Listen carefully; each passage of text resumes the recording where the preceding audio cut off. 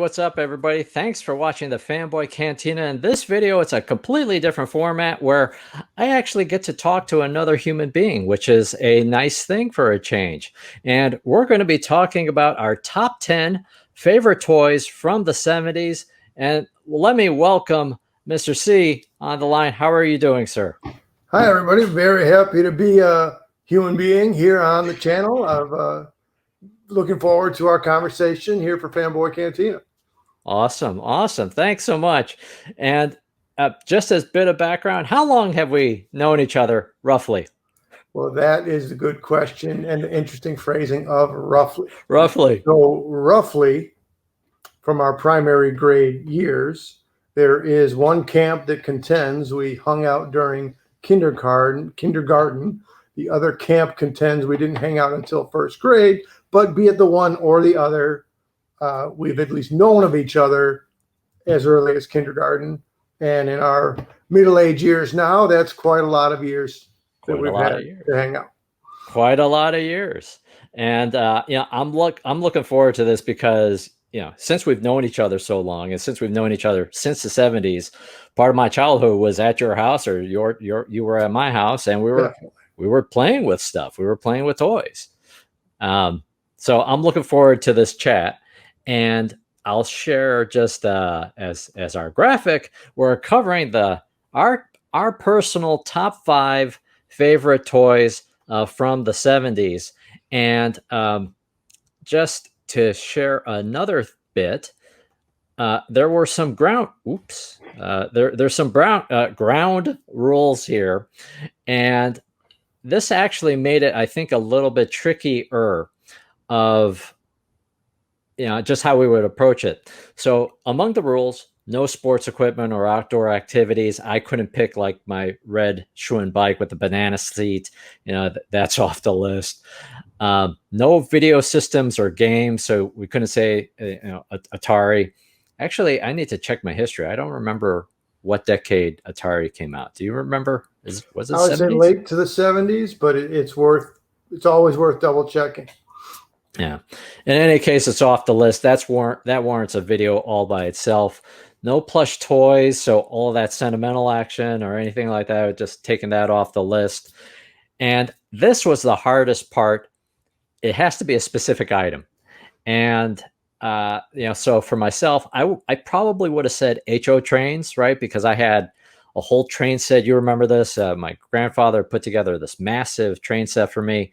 So I have a lot of attachment to that, but a specific item, that makes it a lot harder. What are your thoughts? Well, right. So like an entire category doesn't count. My thoughts went, as you were saying, I remember being in your basement as we were in the 70s as very young people, and just the scope and all the bells and whistles of that train set. That was definitely one of the ways we put down some serious time as youngsters. No, that's right. I'm thrown off by the size of my head right now. With this thing, I'm looking at myself, and wow, I so desperately need a haircut. But yeah, anyways, as you were saying, it was a part of our childhood, but and also I couldn't say like Hot Wheels or Matchbox. Has to be a specific item. So why don't we dive into it with our top 5 toys from the 70s here, and oh boy, so let's pull up the image for your number 5 choice, which is, come on, there we go. The Batcave. So again, from what we just said a minute ago about not picking an entire line or just a product line. So what was so great about the Mego figures was that you would have Marvel characters, DC characters, Planet of the Apes, Star Trek, Wizard of Oz, and so many other different intellectual properties, as we say now, or different interests that were all interchangeable with each other. And so out of all those very sentimental and very valuable memories and playtimes out of Mego, right? So there was the Star Trek Enterprise ship, which had the spin around transporter feature, and the captain's chair, and the Planet of the Apes set had its features. But amongst all those, I picked the Bat Cave, and how did I pick one over the other? Just as a kid, what really did it for me, or what I had a lot of interest in, was the bat signal. I can completely have clear memory. I do have clear memory of just pushing a little button and making sure the batteries are in, and putting the bat signal to light up on the actual play set or on the wall. I mean, the bat signal was such a legendary thing out of the cartoons and out of the comic books. So that is the functionality, the play features of the bat signal within the Bat Cave are what made me select this to put it in the top 5. I definitely remember there came a time when I hadn't been playing with it very much anymore, and it got put to the garage sale items, and I was like, oh, can't we keep it? And it was made clear to me, well, you haven't played with this for a very long time, so it's just taking up space. It's got to go. But prior to the garage sale and prior to maybe outgrowing it, the Bat Cave and the Bat Signal were definitely a top 5 toy. You had a lot of the figures, right? I mean, I sort of have a bit of a memory. You had quite a few of them. A lot is a fair description. Yeah, definitely. And again, the Super Friends or the Justice League characters, their Marvel counterparts, Conan the Barbarian, Tarzan, Planet of the Apes, Star Trek line, yeah, and also Wizard of Oz, Dorothy, Lion, Tin Man, Scarecrow. Sure. No, it's a whole universe that they had built out with the Mego line. So much, ability to change cross universes, and actually, I think that comes up in my number 5 choice a bit, and I will share that it is now, because the 70s includes, when we were infants and toddlers. I know this is not the typical kind of choice in top 5 list from the 70s, but this was actually one of my favorite toys as a little kid. With the Little People Village, it was this total play set, and it had a handle. You could fold it up. You could open it up. It had that little walkway across. It came with several different cars that you could chuck into the village. It had all of these figures as well. I love playing with the the postman or the mail carrier, and it had these individual envelopes that you could stick into each one of these mail slots, and so you could pretend to be a mail carrier, or for that matter, there's the firehouse, and I think there was a police station too. Excuse me. I really had loved that toy when I was a kid, and as you were saying about Mego, although a little different. You could build a whole universe of your own with that, right? So there was the garage that I did not have, but I did like to play with when I was at my friend's house. There was also I think a schoolhouse and other things, and so you could mash all these together and have a really big village of your own. Absolutely, it's similar to Mego, that Fisher Price Little People line carried so many different things. The garage, the airplane, there's so many to name, but interesting that you select those. Oh, now this one's starting to roll over here. So as far as a fire truck and a fire chief there, and the functionality for the ladder to stretch out. So and these aren't from my youth. I had ordered these at some point afterwards. So then there was of course, every firehouse has a dog. So the fire set could come with that same village that you displayed, and it also worked out with the specific firehouse. And as far as the bridge and how those ideas then went from the 70s and to later periods. So Fisher Price then, besides having the Little People, had the Imagine X line, and you can see there they replicated the whole idea of the bridge and having part of a village over here and part of a village over here, and it had the exact same fold-up storage collapsibility feature that the 70s one had. So it's really interesting over time to see how they adapt or reinterpret or reinvent the toys. Lovely. That's awesome. No, it's perfect. It's the continuation of a theme of a franchise into the modern era. All right, so let us get to number four on the list, and it is it is yours. Nice. Talk about those clear memories as people have of birthdays or Christmases, having a clear memory of opening a present that you were hoping for and that you were waiting for. So Shogun Warrior line, the Mazinga character, as we have displayed here on the screen, just the whole thing about it, the size that those toys, that those figures were at the time. Again, we were smaller people in our youth. So and going from Mego size toys to going to something that was double or triple the size of those, so that the scope, this was really an attention getter, just based on its overall size. But then you factor in, as you can see along the legs, there were the rockets to fire out of the one hand.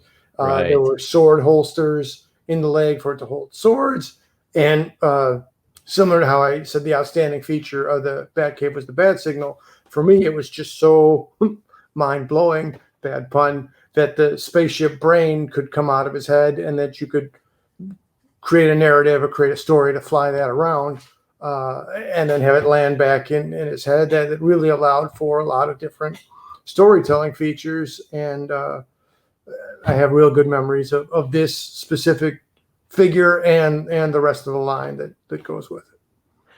I gotta say, yeah, you picked a great one there with Mazinga, and no doubt one of the best of the Shogun Warriors. I think Daimos was the name of the one I had. My father had a Dragoon with the throwing axe, a Shogun Warrior.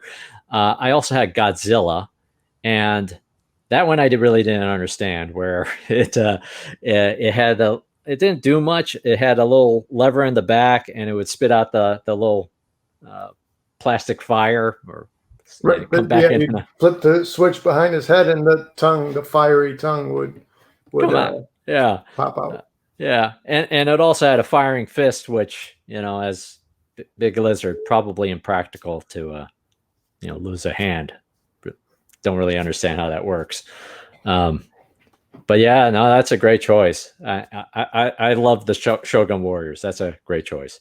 And I remember us playing with them together, and definitely fun. And yeah, for Godzilla, about things not translating from one iteration to the next iteration. So yeah, I from watching the local horror movies here, this son of Svengoolie, or now he's Svengoolie. I don't remember Godzilla's fist popping off or being a launchable thing in any of the movies or in the Saturday morning cartoon.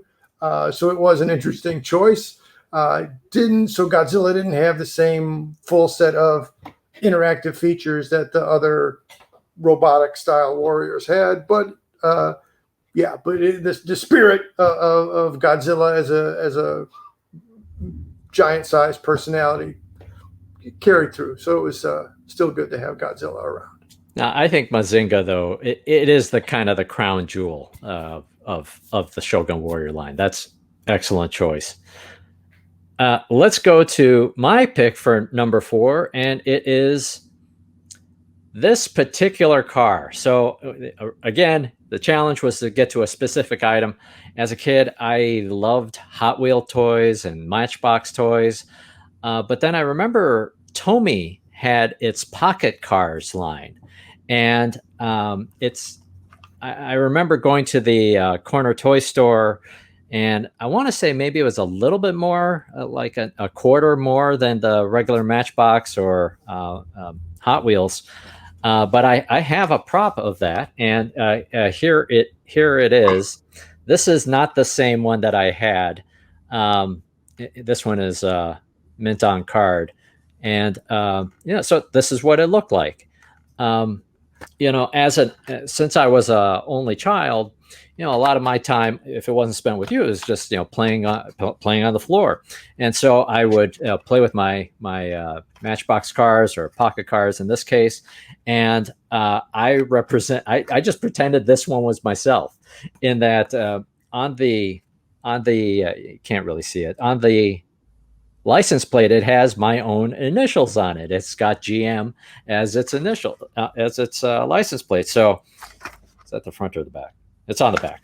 Anyways, so this was me, and you were represented by a different car, Chris, that I for some reason I don't have the picture. I thought I had saved it, but it was a Lincoln Town car. So I was riding around in this Corvette. I wonder if I was actually the same age as the number 8, because I think it may have been. So all of the Perfect Storm, right? It's got my initials in. I don't remember that part. But you were a town car, and a buddy of ours who we haven't seen in decades. I forget what he was, but anyways, I would have adventures with you and this other guy on the floor of my grandparents' apartment. Well, thanks, pal. That's good to know. I mean, a Lincoln Town car, that's definitely a timestamp, a staple of the 70s and into the 80s also. But that was a classy ride. So thank you for making some kind of classy connection to my representation through the car. Yeah, I didn't pick like the tractor, the Matchbox tractor. I wouldn't have had an issue with the tractor, but hey. Nothing wrong with the tractor, just maybe not one's first choice in terms of one's representation. All right, so let me cue it up for our next item. So as we go down in the list, as we count the top 5 toys from the 70s in our childhood. And by the way, if you're watching, please post down in the comments, what is your top 5, or what is your top 3? Tell us what was your favorite toy from the 70s based on the same criteria. Or your least favorite, what toy let you down, or what did you play with by yourself? What was fun for you to play with the kids down the block or your siblings? Any kind of 70s related toy comments, we'd like to have the conversation. No, that's right. That's a great take. So anything good or bad that you remember from the 70s in terms of toys. Let's get to your number 3, which is Giant Tinker Toy. So first of all, again, you're not going through the entire product line. Regular Tinker Toys were already cool enough on their own because you could do buildings or cars or towers, or again, they could interact a little bit with a Shogun Warrior or a Mego or toy cars. So Tinker Toys in of themselves were already a spot on good toy to have. Mm-hmm. But then when the Giant Tinker Toy, which was coming in a giant box because, well, it's a giant toy, very similar to what we see in the picture there. I remember, with my brother and my dad and putting together a robot, and it wasn't, it didn't have lights or bells and whistles or make sounds, but just that was the coolest thing to again, speaking of scale, going from a Mego scale to a Shogun scale to then putting a Tinker Toy robot together that was taller than I was, taller than my dad was. That was a lot of fun and some good memories. No, that's wonderful. I mean, so much of it is about not just the toy itself, but the memories that you had with that toy. So memories of your family, no doubt adds to why it's on the list. I did not have the giant Tinker Toy set, but I did have a lot of the smaller Tinker Toys, and so much fun. right? Of being able to build. It was easier to put together than the old school erector set, right? Where you had the metal pieces and nuts and bolts to screw things together. It was just easier to play with, and I really enjoyed my Tinker Toys as a kid. Good choice. Let's get to my number 3, and I'm trying to get my hands on the picture. It is. I've almost got it. Talk amongst yourselves while I cue up the pic. No, here we go. I got it now. There were so many toys of this kind of type during the 70s. I remember there was like Mastermind, or there was a Milton Bradley game or Parker Brothers game with removable cartridges. But I really loved this particular game. And this is another product from Tomy, Hit and Missile. And this thing used up batteries like no tomorrow. But they had Blip. There was a driving game. There was others as part of this line. Here, you could press the button, you hit the fire button, and the little missile would go out, and you'd try to maneuver it to hit the target. There was a timer off to the side, and you could count the score off to the other side. I played the heck out of this toy, and just another one with fond memories for me. What I failed to mention when you head up the car, I can mention now. So both the car, whether we were bringing the cars into school in the backpack, in the pockets, in the lunchbox, by whatever the methodology was, some way we got those cars to school, and then either if there was a downtime moment in class, but absolutely, definitely during recess, the cars would be played with. And similarly, you had a Hit and Missile, I had a Hit and Missile, and I definitely have a memory of playing with it at school, maybe more so during a wintertime, lunchtime, or recess, or what have you. But absolutely, it was a thing to be brought to school and taking turns and passing it around. Interesting that you would mention the batteries, because somehow that helps me make more sense of this memory. If it was eating batteries quickly, at some point I figured out if you wrapped, I don't know, say some kind of paper around a smaller than a C battery. I'm guessing at some point we didn't have any more C batteries in the house, and I still wanted to play the game. So somehow I figured out that if you would wrap paper around maybe a AA battery, that you could still run the game with AA, but so the battery didn't shake loose. That's where the wrapping paper around it would come in. But I felt that was, the pretty innovative for figuring an alternative way to run the game at the time. Maybe that was a peak innovative moment for me, and so yeah, I really enjoyed Hit and Missile. No, that's awesome.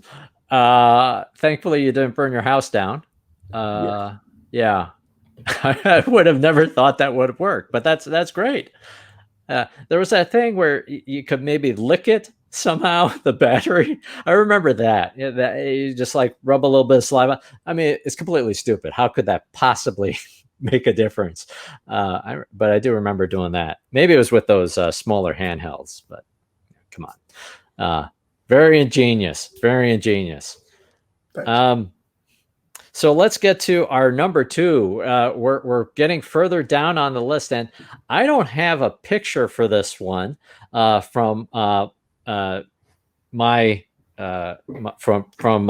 your list. So do you happen to have a prop for us? Because it would be lovely to see your chosen number 2 item. I just might. Let me just have a quick second to pull that together. No, that's great. It is great that you still happen to have remnants of this item. So here's one remnant. Here is the witch without the hat. Here is the scared girl, and again the outstanding item out of out of this was the glow in the dark ghost, but the Weevils haunted house was definitely a very fun and again a sentimental toy. I remember I have specific memories of playing with my brother and having it by my grandma's house and all the different features to it. So I mean, as you can see, it's got similar to the other stuff. It's got a collapsibility feature, so the outside of it and the inside of it. On the first floor here, this side, there we go. There's an image. There's the image. I found it. Funhouse mirror would rotate, and so you could hide a figure in there. This chimney here, you could drop a figure. Let's see if I can do it without making too much noise. Now you would send somebody down. There you go. They would land either out of the third floor or sometimes slide down into the second floor area for the fireplace here. So again, around Halloween or not around Halloween, and again going back to those early years, this was a really great toy to have. It would make creaking sounds when you'd open it, and still to this day, glow in the dark stuff is pretty cool. But that glow in the dark ghost was a really good feature to have. That's wonderful. Honestly, I don't remember the Weevil Wobble.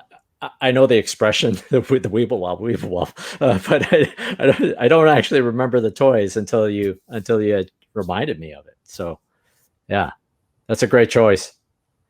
Good. And how about your pick for the number 2 slot? Oh, thank you. So my pick for the number 2 slot is the Navarone playset. I wish I had a better picture of this thing.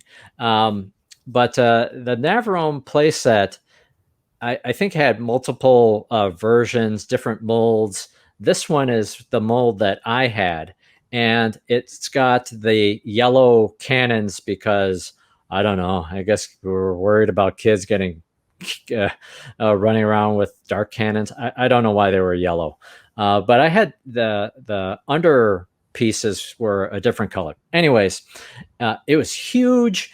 It came with all of these little green army men, army people.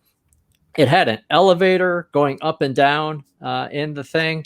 The movie's not for kids, really, right? It's kind of an older movie, but it was so much fun. And actually, after I had moved away from the little green army men and into other toys, I could still try to eke out some value out of it. So I had my G.I. Joe guys in there, or my Star Wars people in there. I think I have vague memories of trying to use it as a big garage for some reason for my Matchbox cars. But I loved that toy. I never had that one, but I guess look, anything that had that many levels and layers to it, it let you come up with a lot of stories. And again, you could play with it as it was intended, or mix and match a little bit with cars or other toys to customize your play or figure out whichever stories you wanted to generate. No, that's right. That's right. Okay. Well, with that, I think we are now to our number 1 pick. And with our, I guess with our number ones, we've picked a similar theme.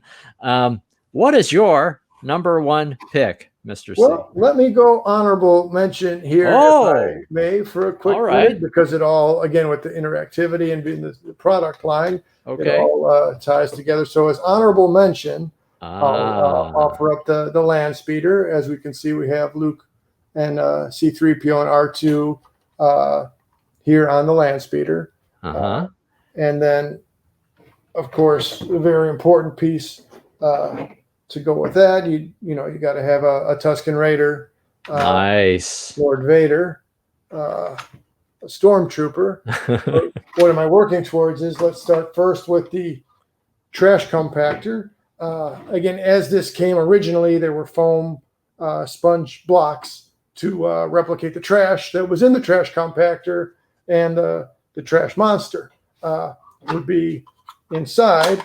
There's this crank handle here to simulate the walls closing in on the Star Wars characters. And then the door here would be how you would let your heroes escape from the walls closing in on them. So That's beautiful. the trash compactor came with, of course, the Death Star. And again, when you think about, that's not a moon, that's a star base. When you think about the size of the Death Star in the movie, it was very impressive to squeeze or to draw so many different elements of the Death Star into the actual toy. So the trash compactor, it would be the lower level as it fits in right there. And then as you can see from this area right here, the bridge doesn't really open and close anymore, but it was to simulate Luke and Leia swinging across that chamber or that area. Mm-hmm. Higher up here, we have the cannon that Vader or any of the other Imperial troopers would be able to fire. As you mentioned, the elevator before, so this had a really neat elevator feature where the characters would be able to ride up and down. And then good old General Kenobi here on one of the last parts of one of his last missions, trying to disable the tractor beam. Let me give credit to my wife. This was actually hers. My own Death Star was for, again, maybe at a garage sale or whatever else happened to it. It was long gone.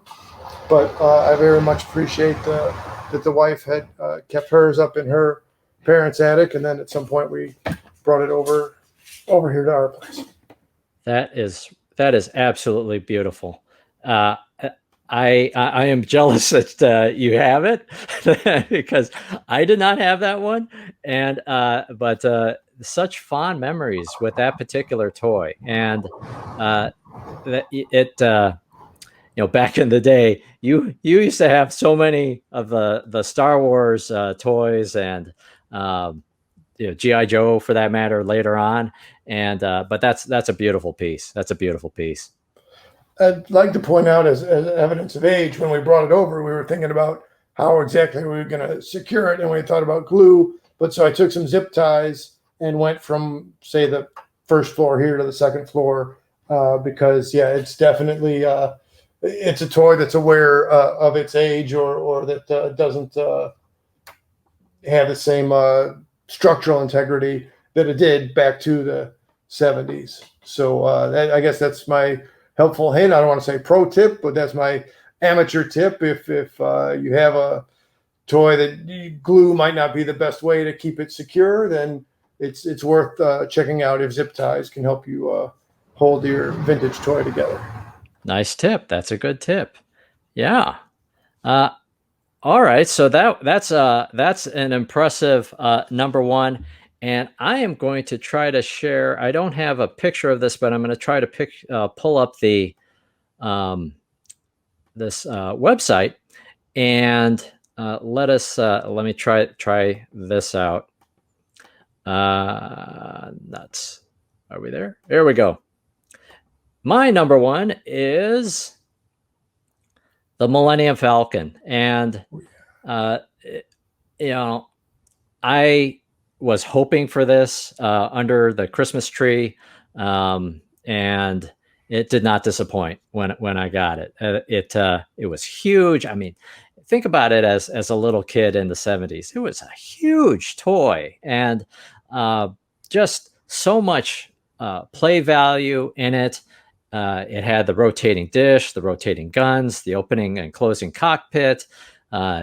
Inside, it's not a dollhouse or anything, but you had the table for them to play chess, and Luke could do his lightsaber training.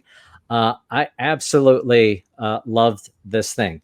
The downside of it for me was the landing gear kind of fell out over time, and eventually the little snaps on the ramp just broke off. But so much fond memories of this toy for me. So that's my personal number one.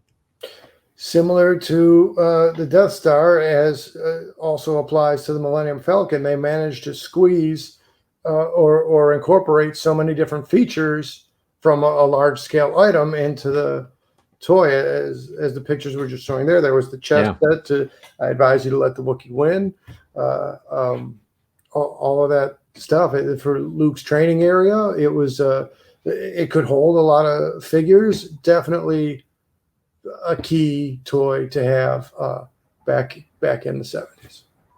No, that's right. I mean, we didn't necessarily know there was going to be a second movie. Maybe we did eventually, right? You had Star Wars, and it was just Star Wars at that time, so you needed to have your own adventures of, you know, or reenacting the original movie. I would say, given our age, that there was a good year to 2 years after Star Wars that we didn't realize a second movie was coming. But again, that feels so far back into the past. Right. That's right. All right. So I'm having a little bit of technical issues on my end, but I think we've gotten through, thankfully, our top 5 toys from the 70s. And I love your honorable mentions. I actually brought one thing that was going to be on my list, and I might do a video on this. This is the Light Blaster. It was a shooting gallery toy with a flashlight where you could see the Red Baron or other planes that you would shoot down. It was actually kind of hard to put together this list, but I think we did okay here. I think we did all right. Yeah. All right. So, hey, thanks for doing this, Mr. C. I've really enjoyed this conversation with you. It was good to have the conversation. Absolutely. It was good to reflect back and think of the good times we had as younger versions of our current selves. And definitely good also to put the conversation in the format of the Fanboy Cantina channel. There you go. And hopefully we'll do more of these. So if you liked this video, if you liked this format, do us a favor and hit that like button down below. And because we would appreciate it. It's good feedback for all of us. But definitely let us know what was your top 5. Post in the comments what was your top 5. We would love to hear it. And I think we're going to have to talk about the 80s at some point here. It would logically follow to go to the 80s next, and without going into any degree of detail, as did the 70s, hold a full set of very fun toys. Also, the 80s had a lot of good memories and a variety of toys to enjoy. No doubt. All right. So with that, thanks so much, everybody, for watching. Please take a moment to like, share, and subscribe to the Fanboy Cantina. Thanks again. This has been the Fanboy Cantina.